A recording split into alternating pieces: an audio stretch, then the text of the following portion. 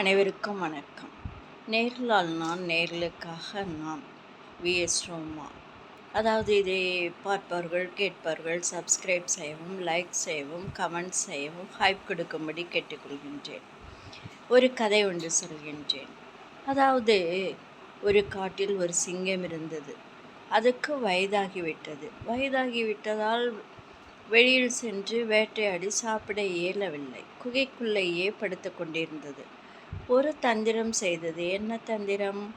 அதாவது எல்லா விலங்குகிட்டையும், காட்டில் வசிக்கும் எல்லா விலங்குகிட்டையும் சொன்னது, எனக்கு உடல் நலம் சரியில்லை, நான் போய்விடுவேன், என் நாட்டிற்குது, வந்து பாருங்கள் என்று அழைப்பு கொடுத்தது. ஒவ்வொன்றாக குகைக்குள் சென்று பார்க்க போனது, திரும்பவில்லை. கடைசியாக நரி ஒன்று வந்தது. நரி வெளியிலேயே இருந்து நலம் விசாரித்தது சிங்கத்தை.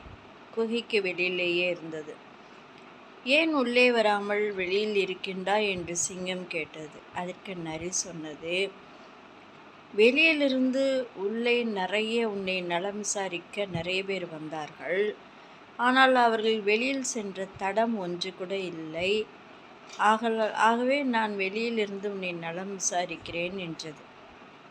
அதாவது நாம் ஒரு செயலை செய்வதற்கு முன் நன்கு சிந்தித்து பார்க்க வேண்டும். சிந்தித்து அந்த செயலை செய்ய வேண்டும் என்று தெரிகிறது அல்லவா? அதாவது நரியும் கண்மூடித்தனமாக உள்ளே சென்றிருந்தால் வந்திருக்க முடியுமா?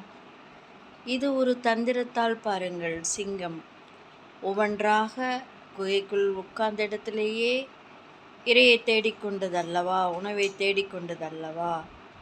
நாம் அப்படி சிந்தித்து பார்க்காமல் எதையும் செய்யக்கூடாது. இது விலங்குகளின் கதைதானே என்று அசால்ட்டாக இருக்கக்கூடாது. மனிதர்களுக்கும் இதே தான். சிந்தித்து பார்ப்போம், செயல்படுவோம். நன்றி. வி.எஸ். ரோமா.